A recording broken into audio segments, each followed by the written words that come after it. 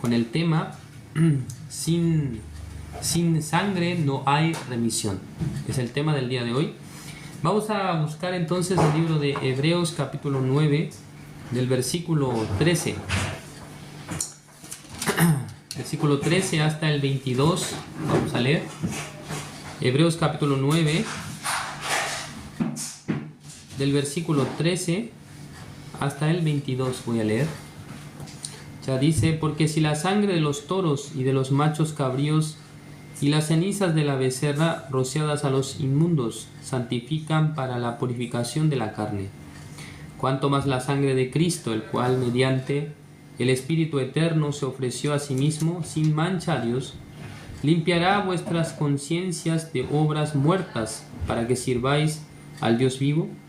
Así que por eso es mediador de un nuevo pacto, para que interviniendo muerte para la remisión de las transgresiones que había bajo el primer pacto, los llamados reciban la promesa de la herencia eterna. Porque donde hay testamento es necesario que intervenga muerte del testador. Porque el testamento con la muerte se confirma, pues no es válido entre tanto que el testador vive, de donde ni aun el primer pacto fue instituido sin sangre.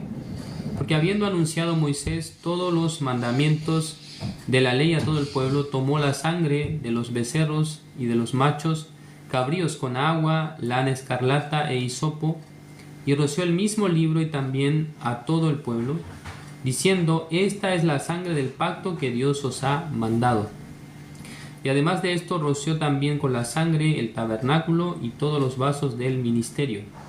Y casi todo es purificado según la ley con sangre, y sin derramamiento de sangre no se hace remisión. Hasta el versículo 22 hemos leído. El libro de Hebreos nos habla acerca de la, redención del pecado a través de la obra de Jesús, ¿no? Entonces hay varios elementos que son importantes cuando nosotros pensamos en el tema de la salvación. Porque mientras nosotros llevamos la vida de creencia, podemos pensar distintas cosas, pero la Biblia nos enseña de manera detallada cómo es que se cumple en nuestra vida, primero, la redención, la salvación. ¿Es correcto, no? Entonces la mayoría de las personas tiene un concepto muy general acerca de la obra de Jesús. Es decir, que tiene una idea vaga y también una idea muy amplia de lo que Jesús ha hecho. Por eso cuando nosotros preguntamos a la gente que no congrega a la iglesia, que no asiste a ninguna denominación cristiana, cuando nosotros le preguntamos por la obra de Jesús, es decir, que por el trabajo de Jesús, ellos ¿qué responden? A Jesús vino para librarnos del pecado, para morir por nuestros pecados. La mayoría de la gente habla de esta manera, pero no hay un conocimiento correcto del motivo o por el cual Jesús debía morir. ¿No es así? La mayoría de las personas no puede comprender bien esto. Entonces nosotros tenemos que fundamentar la respuesta en la misma Biblia, ¿no? En la Escritura. Entonces vamos a ver que desde el principio Dios había manifestado la manera como la persona puede ser redimida, cómo puede ser remitido su pecado. Vamos a buscar entonces el libro de Génesis capítulo 3, ya el versículo 20, ya vamos a ver el 20 y el 21. El libro de Génesis capítulo 3 versículo 20 y 21 dice: y llamó a Adán el nombre de su mujer Eva, por cuanto ella era madre de todos los vivientes. Y Jehová Dios hizo al hombre y a su mujer túnicas de pieles y los vistió. Ya, nosotros acá en el libro de Génesis capítulo 3 podemos hallar cuál es el comienzo del pecado en la vida de los hombres. Entonces desde un principio Dios tenía que darnos a conocer cuál era realmente la consecuencia, ¿no?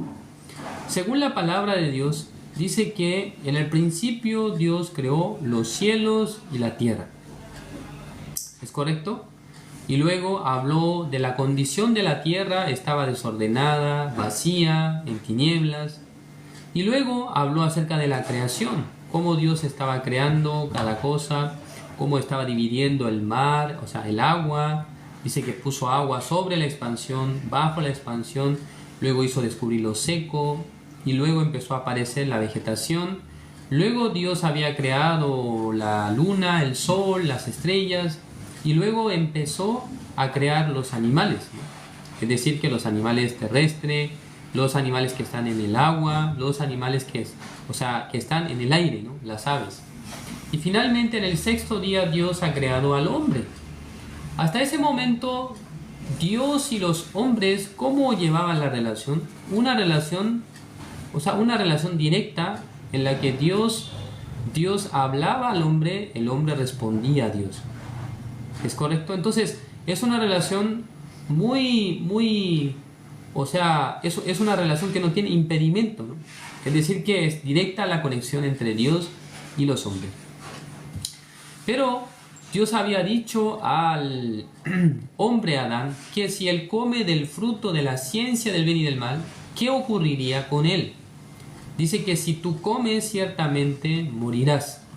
El día que tú comas el fruto de la ciencia del bien y del mal, tú morirás. O sea, hay muchos frutos en el huerto del Edén, pero solamente un tipo de fruto yo te prohíbo comer. Es el fruto de la ciencia del bien y del mal. O sea, Dios no prohibió 2 tipos de fruto, 3 tipos de fruto, 4 tipos de fruto, sino que solo un fruto, un árbol con un tipo de fruto es el árbol de la ciencia del bien y del mal. Entonces le prohibió Dios comer al hombre este árbol. Pero en el capítulo 3 vemos cómo finalmente Adán y Eva, comiendo el fruto de la ciencia del bien y del mal, de repente su estado mental, su estado psicológico cambia y ya ellos no tienen libertad para permanecer delante de Dios. O sea, hasta aquí todos nosotros podemos entender. Pero luego, acá hay un punto importante. La verdad es que el hecho de que Adán y Eva hayan comido el fruto de la ciencia del bien y del mal parece algo muy insignificante, ¿no? Pero la Biblia nos hace entender que este pecado, esta transgresión de Adán y Eva, ¿eso qué es lo que produce finalmente? ¿O qué es lo que conlleva? ¿Cuál es la responsabilidad? Ya Dios le muestra a Adán y Eva exactamente que el pecado tiene la consecuencia. ¿Cuál es? Debe ser pagado. Es decir, que debe alguien pagar por esto. En ese momento Dios al hombre, quien había creado la primera vestimenta, la primera línea de ropa que fue hecha por medio de hojas de higuera. Después de que el hombre intentó cubrir su cuerpo, estando avergonzado por haber comido el fruto de la ciencia del bien y del mal, cuando él intentó ponerse la ropa, finalmente esta ropa no fue de buena calidad. Entonces, ¿qué pasó? Finalmente se rompió y luego ya no podía seguir cubriendo su cuerpo, ¿no? Ya no podía cubrir su vergüenza. Entonces Dios tenía que mostrarle al hombre: mira, Adán, la consecuencia de lo que tú has desobedecido mi voz, la consecuencia de lo que tú no habías hecho conforme a mi palabra es: alguien debe morir. Entonces, ¿te mato a ti o tenemos que buscar un sacrificio? En ese momento Dios, el versículo 21 dice: y Jehová Dios hizo al hombre y a su mujer túnicas de pieles y los vistió. Entonces, en la primera escena acá, en la que Dios empieza a trabajar después de que Adán y Eva comieron el fruto de la ciencia del bien y del mal, podemos ver que la obra de Dios nos da a entender cuál es el resultado de haber pecado, la consecuencia. ¿Cuál es? Debe existir un sacrificio. Dios debe hacer un sacrificio para poder cubrir el pecado de Adán y Eva. Entonces acá dice la Biblia que Dios le puso túnicas de pieles. Ya aparentemente no aparece ningún sacrificio, pero cuando pensamos un poco, hermanos, si ustedes se ponen a pensar un poco nada más, ustedes podrán entender que para obtener túnicas de pieles necesariamente debe salir ¿de dónde? Ya, vamos a pensar que de un árbol de peras o de un palto o de un árbol de nueces un nogal, podemos sacar la piel de animal. ¿Podemos realmente sacar piel de animal de los árboles que crecen en el campo? ¿Podemos sacarlo de una planta? No, no se puede sacar de una planta, sino que se necesita un animal. O sea, para poder sacar la piel del animal, este animal debe morir. Entonces, desde el principio Dios nos ha enseñado que la consecuencia, ¿no? La paga del pecado es la muerte. Es decir que, aunque Adán y Eva, ellos son los responsables, ¿no? Son responsables de haber cometido el pecado. Pero si Dios aplica directamente la regla contra Adán y Eva, ¿quiénes tienen que morir? Adán y Eva deben morir, ¿no? Entonces Adán y Eva si mueren, entonces ya no existirá más la raza humana. Entonces Dios, con un sistema de reemplazo, un sistema de equivalencias, ¿no? En vez de matar a Adán y Eva, en vez de acabar con la vida de ellos, para cubrir su pecado, para cubrir su maldad, Él debe sacrificar una ofrenda, un animal. Este animal tiene que morir, ¿no? Entonces el animal, ¿cómo muere? Ya, obviamente hay muchas maneras, pero la Biblia nos plantea un punto importante. Acá en el libro de Levítico vamos a ver. Levítico capítulo 17 vamos a buscar. El versículo 11. Levítico capítulo 17, el versículo 11 dice: si cualquier varón de la casa de Israel versículo 11, porque la vida de la carne en la sangre está, y yo os la he dado para hacer expiación sobre el altar por vuestras almas, y la misma sangre hará expiación de la persona. O sea, acá en el capítulo 17 del libro de Levítico nos menciona acerca de una prohibición. Había una prohibición para los israelitas. Ellos, cuando mataban un animal, ya ellos no podían consumir la sangre del animal. ¿Es correcto? Porque para matar al animal y enterrando un cuchillo en el cuello o degollándolo, cuando la sangre es derramada, finalmente el animal muere. ¿Por qué? Porque la vida de la carne en la sangre está, dice. Entonces Dios le prohibió a los israelitas consumir la sangre, porque la sangre es un elemento que se utiliza para realizar, ¿qué cosa? La expiación, para expiar el pecado. Entonces, si la consume, ¿cómo puede usarla para expiar el pecado? ¿Sí entienden? Es decir, que tiene la función de expiar el pecado. Entonces el animal, para poder y morir, o sea, el momento para ejecutar el animal, necesariamente debe derramar la sangre. Entonces esta sangre tiene un poder, ¿no? En algún sentido tiene el poder de expiar los pecados, de expiar lo que la persona había cometido, lo que la persona había hecho. Entonces la señal de la Biblia o la enseñanza bíblica nos muestra desde un principio, cuando existe el pecado, Dios necesariamente debe realizar, debe realizar, el cobro, ¿no? Ya Dios debe cobrar por esto. Entonces el cobro es que una vida debe acabar, ¿sí? Debe presentarse la vida de la persona, debe morir. Entonces en el libro de Levítico capítulo 17 versículo 11 dijo que la vida de la carne en la sangre está. ¿Es correcto? Entonces, al ver estos antecedentes, nosotros luego podemos comprender la ofrenda de Abel, ¿por qué era una ofrenda más excelente que la ofrenda de Caín? Precisamente la ofrenda de Abel es un animal, ¿no? Es decir, que a Dios le agradó que por el pecado del hombre sea ejecutado el animal inocente. Porque este animal, ¿qué ha hecho? En el caso de Adán y Eva, estas túnicas de pieles que sacó de los animales, ¿qué tipo de mal qué tipo de mal había hecho este animal? Ninguno, ¿no? El animal no había hecho ninguna maldad, no había cometido pecado, sino que el que había pecado, ¿quién era? El hombre. Entonces nos parece hasta injusto, ¿no? Si yo peco, entonces yo debería ser responsable de eso.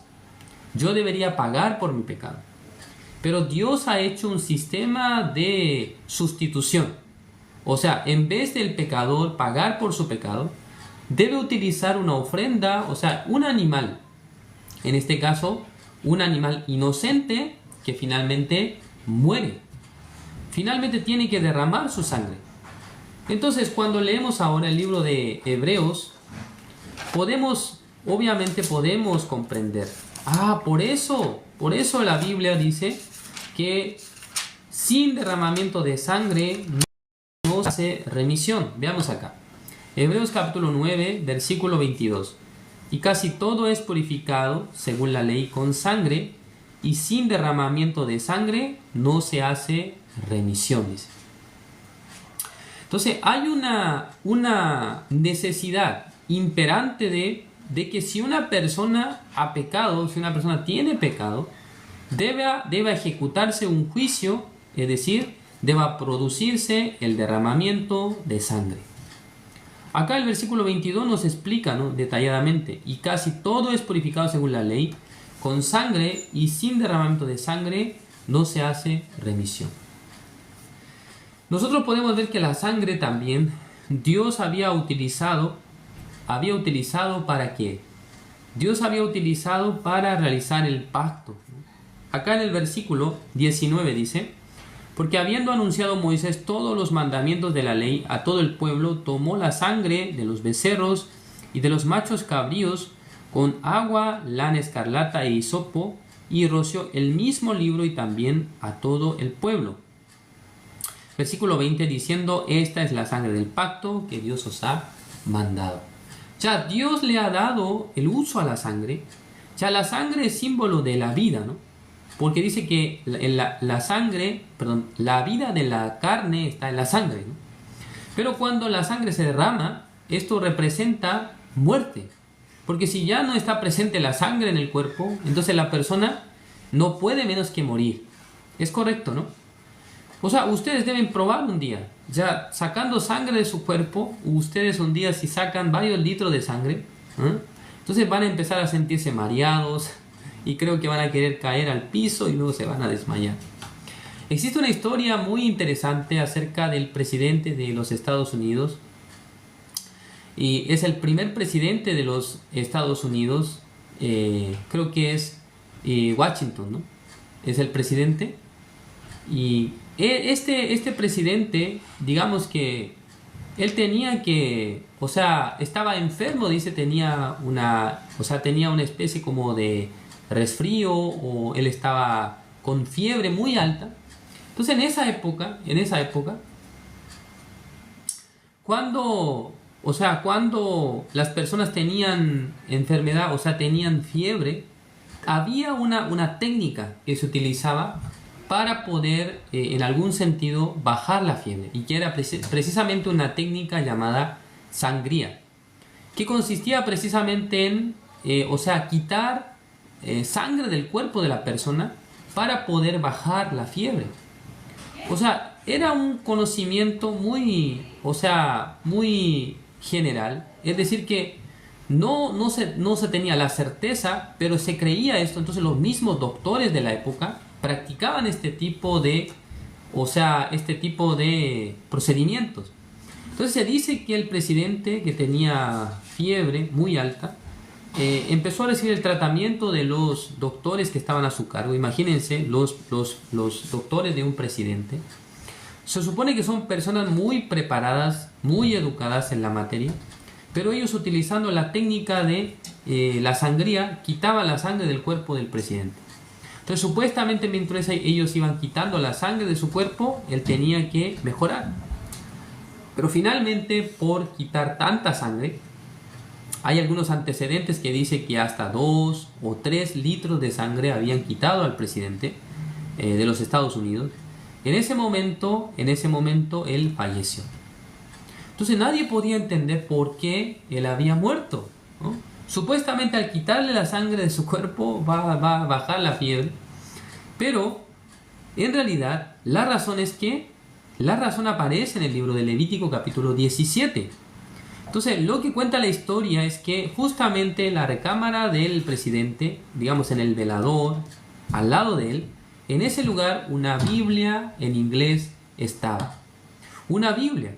Si alguien de los doctores o si el presidente mismo hubiese tenido interés de leer la Biblia, de conocer la Escritura, entonces leyendo el libro de Levítico capítulo 17, versículo 11, nunca hubiese hecho de esa manera. ¿Sí? Si hubiese sabido que la vida de la carne, la sangre está, nunca le va a quitar la sangre. ¿Es correcto? Pero si quita la sangre, entonces la persona muere. ¿No es así? Bueno, así como esto, la Biblia dice que según la ley con sangre y sin derramamiento de sangre, según la ley con sangre, ¿sí? Todo es purificado según la ley con sangre y sin derramamiento de sangre no se hace remisión. Entonces podemos entender acá, el derramamiento de sangre es necesario para hacer la remisión.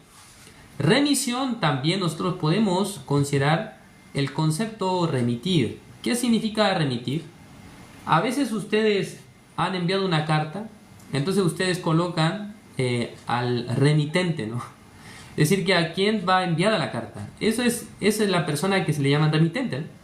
Entonces, el concepto remitir en primera instancia para referirse a algo, a una cosa, se refiere a enviar algo. ¿Sí comprenden? Pero otro significado de la palabra remitir es perdonar. Significa eximir, perdonar, ¿no? O sea, una persona que ha sido remitida significa una persona que ha sido perdonada. ¿Es correcto? Ya vamos a buscar la Biblia. En el libro de Samuel vamos a buscar.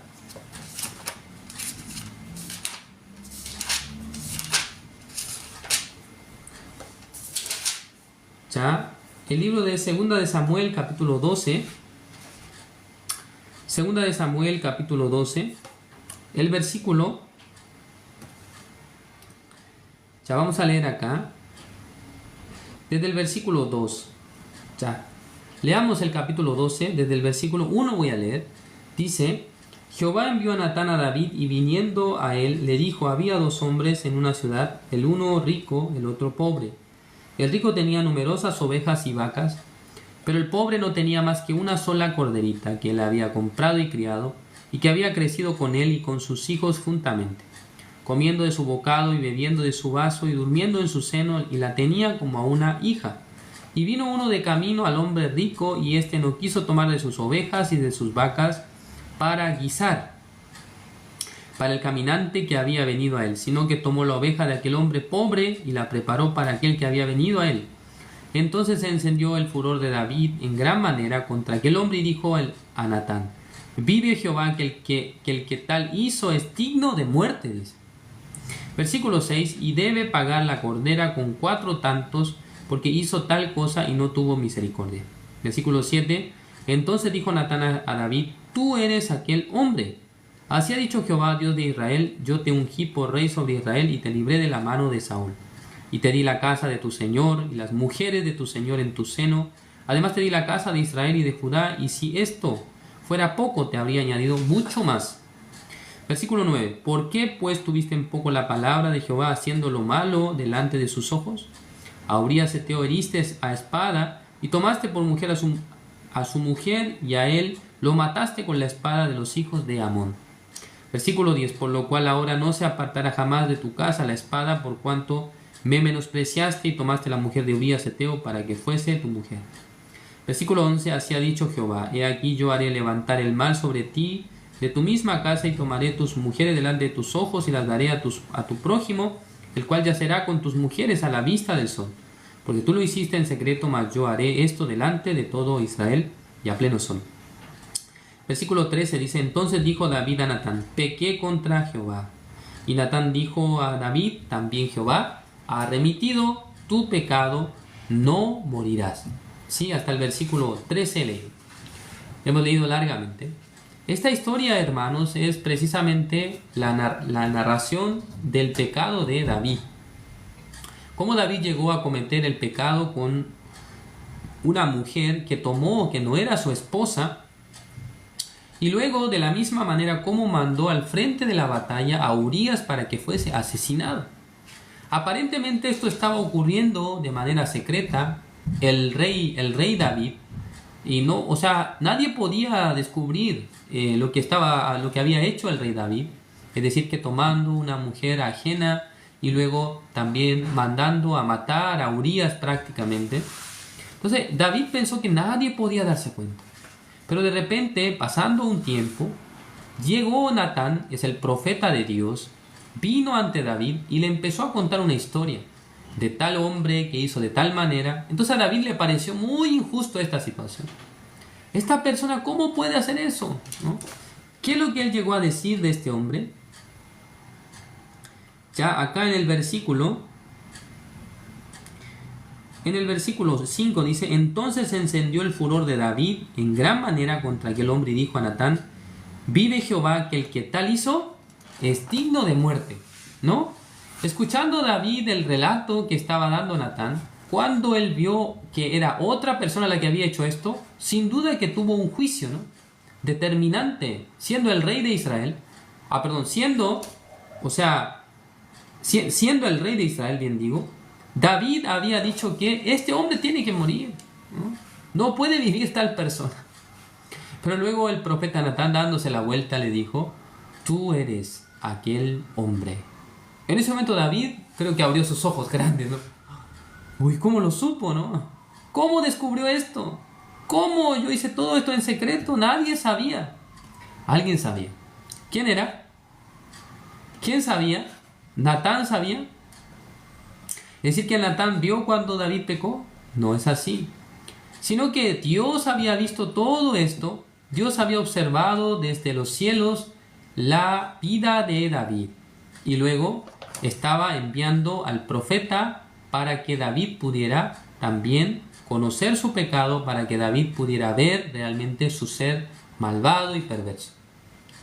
Entonces, ¿cómo termina esta historia o esta parte de la narración? David se da cuenta de su maldad. Entonces David, digamos que siendo el rey, podría haber dicho o podría haber hecho callar a Natán a través de sus siervos con una espada, matarlo y se acaba todo el problema, ¿no? Supuestamente, pero David, después de recibir la exhortación del siervo de Dios, Natán, en ese momento él pudo reaccionar. Pudo darse cuenta de que estaba en un lugar de oscuridad. Estaba en medio de las tinieblas. Pero por medio de la exhortación de Natán, finalmente el rey puede sacudirse, ¿no? Puede darse cuenta de su error. Yo pequé contra Jehová. Entonces, lo que él pensaba en ese momento, yo pequé contra Jehová, significa yo tengo que morir, ¿sí? Tengo que pagar, tengo que morir por lo que hice. Pero el profeta, ¿qué es lo que le dice a David? Dice el versículo 13: y Natán dijo a David: también Jehová ha remitido, dijo, tu pecado no morirás. Entonces era digno de muerte. Según el mismo juicio de David, él tenía que morir. La persona que estaba narrando, a la persona que estaba hablando, Natán, era digno de muerte para el concepto, el criterio de David. ¿No es así? Entonces David, cuando se dio cuenta que era él, en ese momento pensó: soy digno de muerte también. Tengo que morir en este momento. ¿Qué voy a hacer? Dios me va a enviar un infarto al corazón. Dios me va a enviar una muerte lenta. No sé muy bien, pero Dios seguramente va a ejecutar su juicio contra mí. Pero Dios, a través del profeta Natán, le dijo: tu pecado ha sido remitido, dijo. ¿Qué significa eso? Tu pecado ha sido perdonado. ¿Pero por qué? ¿Por qué ha sido remitido? ¿Por qué ha sido perdonado? ¿Por qué está perdonando el pecado de David? Ya la razón es que el pecado de David había sido perdonado por medio de, ¿qué cosa? De la muerte de un inocente. Es decir, que la muerte de él, se refiere a la muerte de nuestro Señor Jesucristo. Ya Jesucristo tenía que pagar también por el pecado de David. Jesucristo tenía que pagar, ¿no? Jesucristo tenía que morir por el pecado de David. ¿Es correcto? Ya entonces, ¿qué pasa luego? Según la Biblia, ya David recibió, ¿no?, muchos perjuicios de su vida. También el hijo que iba a tener con Betsabé, también él muere. Entonces, ¿esto qué significa, hermano? realmente esto está mostrando a los seres humanos, nos muestra que la paga del pecado es la muerte. Entonces, si nosotros tuviéramos que pagar por nuestro pecado, 100% deberíamos ser ejecutados. 100% nosotros tenemos que derramar sangre. ¿No es así? Tenemos que derramar la sangre. Pero la Biblia nos explica que en vez de nosotros, alguien más tenía que derramar, ¿qué cosa? Su sangre. Ya vamos a ver otra palabra. El libro de San Mateo capítulo 26. Busquemos el libro de San Mateo capítulo 26. El versículo 26. Ya San Mateo 26, 26 dice: y mientras comían, tomó Jesús el pan y bendijo y lo partió y dio a sus discípulos y dijo: tomad, comed, dice, esto es mi cuerpo. Y tomando la copa y habiendo dado gracias, les dio diciendo: bebed de ella todos. ¿Sí? Porque esto es mi sangre del nuevo pacto, que por muchos es derramada para remisión de los pecados. O sea, aparece nuevamente el concepto remitir, remisión. ¿Es correcto? Entonces, la remisión de los pecados no se puede ejecutar si no se derrama sangre. No se puede ejecutar si la persona no derrama la sangre. Si no existe el sacrificio, en este caso, el Antiguo Testamento del animal, entonces en el tiempo de Jesucristo debía derramarse también sangre. Debía ser derramada la sangre para poder realizar la remisión. ¿Es correcto? Entonces, cuando nosotros leemos un poco más adelante,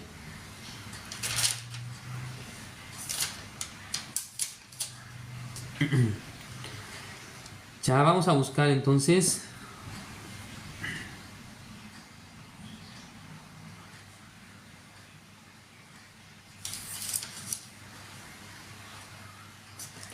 ya acá precisamente en el libro de San Mateo capítulo 27 aparece la muerte, ¿no? Nuestro Señor Jesucristo, ya Él muere, ¿es correcto?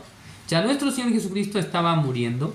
Acá en el versículo 52 dice, versículo 50, dice: mas Jesús, habiendo otra vez clamado a gran voz, entregó el Espíritu, dice. ¿Es correcto? Ya eso aparece acá en el libro de San Mateo. Ya cuando nosotros buscamos también, creo que el libro de... Un momento. Ya uno de los evangelios estaba relatando precisamente el momento en el que Jesús muere.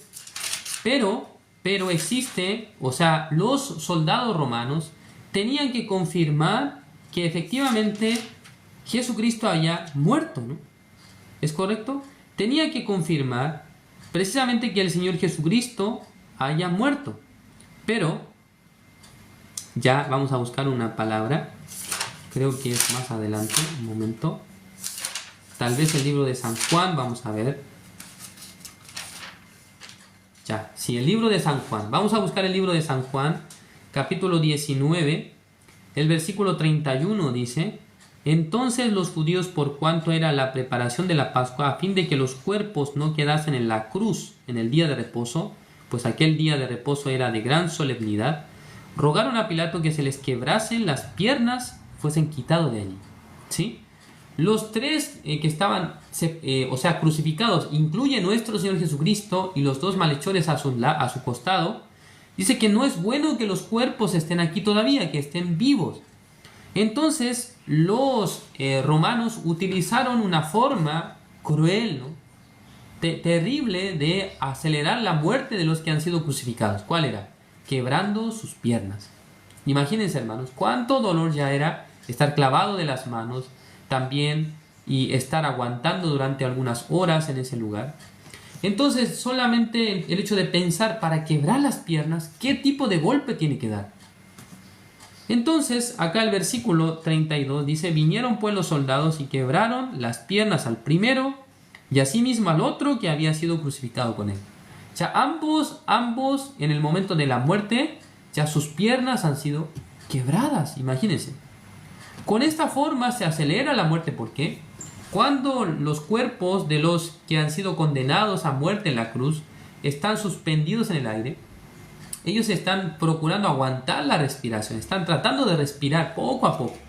Pero cuando ya no puede sostenerse con las piernas, es decir, que sus piernas no tienen la fuerza para sostenerse, finalmente la persona por la asfixia muere. ¿Es correcto? Entonces acá en el versículo 33 dice, mas cuando llegaron a Jesús, como le vieron ya muerto, no le quebraron las piernas, dice. Pero uno de los soldados le abrió el costado con una lanza y al instante salió sangre y agua, dice. Entonces, para confirmar que Jesús había muerto o para ya confirmar que ya el cuerpo ya yace muerto en la cruz, entonces con una lanza dice que atraviesa el costado de Jesús. ¿Qué es lo que sale? Sangre y agua. O sea, esto es una respuesta, ¿no? Es una respuesta de Dios ante nosotros. Jesucristo es quien derramó su sangre, ¿no? Toda la sangre de Jesús fue derramada de su cuerpo. Ya no queda ni una sola gota de sangre en el cuerpo de Jesús. ¿Por qué? Porque la Biblia dice que sin derramamiento de sangre no se hace remisión. Entonces la única manera en la que Jesús podía pagar por todos nuestros pecados, hacer la remisión de nuestros pecados, era derramando toda su sangre. Completamente derramando la sangre de su cuerpo, tenía que morir y luego de esa manera hacer la remisión de nuestros pecados.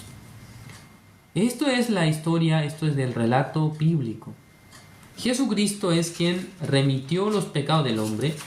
Sin duda que nosotros tenemos la idea general, pero la Biblia con detalle nos cuenta a Jesús cómo podía remitir los pecados.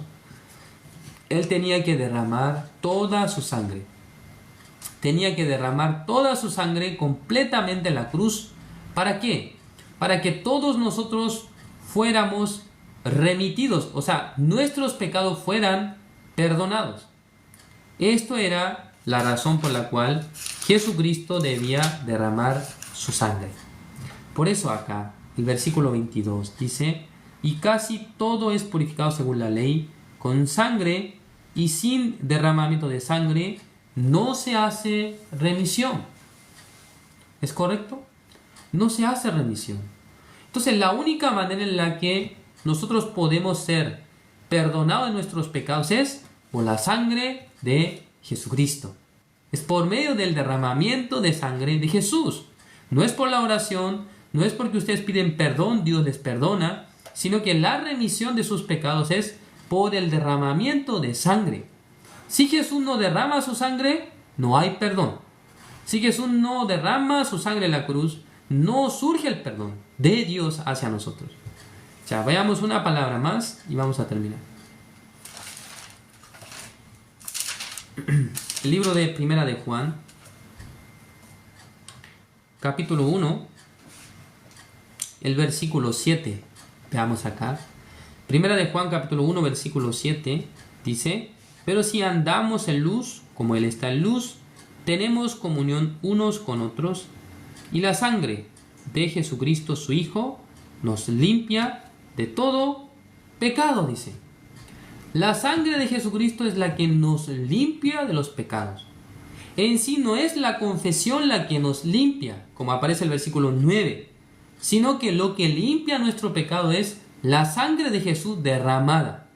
Jesús ha derramado su sangre y luego, como explica más adelante, como nos explicó pero más atrás, en el libro de Hebreos capítulo 9, el versículo 12, ¿qué es lo que dijo? Así, y no por sangre de machos cabríos ni de becerros, sino por su propia sangre entró una vez para siempre en el lugar santísimo, habiendo obtenido eterna redención, dice. Ya la sangre de Jesús, que es lo que obtuvo finalmente en el cielo, en el lugar santísimo es la eterna redención. Es por la sangre, hermanos. Por la sangre de Jesús se obtiene la redención. Hay una alabanza en el himnario que nosotros cantamos a veces, que dice algo así como: solo de Jesús la sangre que me puede dar perdón. Solo de Jesús la sangre. Así, ¿no? Hay una estrofa que habla de esta manera. ¿Qué me puede dar perdón? Dice, solo de Jesús la sangre. ¿Es correcto? Solo por la sangre de Jesús nosotros podemos obtener el perdón de los pecados. Esto es maravilloso, porque Dios desde el principio había preparado esta forma, este sistema, en el que el animal sí o sí debía morir derramando la sangre. ¿Sí? Los israelitas también no pueden matar al animal ahogándolo, ¿no? Sino que debe derramar la sangre. Esto es la manera correcta en la que los israelitas debían matar a los animales. También para comer la carne, los israelitas no comen la sangre, sino que derrama toda la sangre del animal y luego pueden comerla. ¿Entienden? Porque la sangre viene a ser un elemento fundamental. La sangre es la vida del hombre, además es la que permite la expiación, dice, por el pecado. Hermanos, la sangre de Jesucristo es preciosa, la sangre de Jesucristo es valiosa. Por lo tanto, si nosotros aceptáramos solamente la sangre de Jesucristo, que limpió todos nuestros pecados, entonces esto es la manera de ser redimido de los pecados, de ser limpio de los pecados. ¿Sí? No piensen en alguna oración especial, en alguna postura especial, es decir, que de rodilla pidiendo perdón a Dios. Dios no es que perdona así el pecado, sino que Dios ha dicho, yo voy a cobrar por el pecado. Si usted peca, entonces yo voy a cobrar con su vida. Entonces, en vez de nosotros pagar, Jesucristo es quien paga por nuestros pecados. Así como en el principio, un animal muere y con la piel del animal le hace la vestimenta a Adán y Eva. De la misma manera, Jesús, quien es inocente de toda culpa y todo pecado, Él, en vez de nosotros, el pecador que éramos nosotros, somos libres, pero Jesucristo recibe el castigo por nuestro Dios. Es realmente y crucificado y derramando la sangre de la cruz, nos ha hecho limpios, nos ha redimido perfectamente. Así es. En esta tarde así vamos a terminar. Oremos. Dios Padre, Señor, le agradecemos. Nosotros muchas veces pensábamos que haciendo algo bien, o procurando o pidiendo a Dios el perdón, Dios nos otorgaría el perdón de los pecados. Pero en realidad Dios nos enseña por su palabra que la única manera en la que se remite el pecado, se redime el pecado, es por medio del derramamiento de la sangre. Nuestro Señor Jesucristo en la cruz ya derramó toda su sangre para remitirnos, para darnos el perdón de todos nuestros pecados. Señor, le agradecemos. Nosotros somos personas faltas, personas débiles y personas que habían cometido los pecados. Pero Señor, usted entregando su vida entera en la cruz, derramando toda su sangre, nos ha redimido, nos ha hecho personas sin pecado, nos ha dado su justicia, nos ha dejado santificados, justificados delante de Dios. Gracias, Señor. En esta tarde, toda esta palabra, Señor, en nuestro corazón, espero que sea de gran valor, la sangre de Jesucristo que sea de gran valor en nuestra vida, que sea de gran valor para nuestro corazón, para nuestra alma, y también que sea de gran valor para que nosotros podamos vivir en este mundo caminando con esta voluntad, con este proyecto, Señor. Bendiga nuestra iglesia, bendiga el estudio bíblico, Señor, que cada día estamos llevando, y a las 7 de la tarde, bendiga a todos los hermanos, a todos los oyentes en las distintas plataformas, para que la palabra de Dios, llegando en sus corazones, les dé primero la fe de la salvación y también les dé la confianza de que Jesucristo nos acompañará hasta el fin del mundo. Señor, gracias por todo. Oramos en el nombre de su Hijo amado, nuestro Señor Jesucristo. Amén.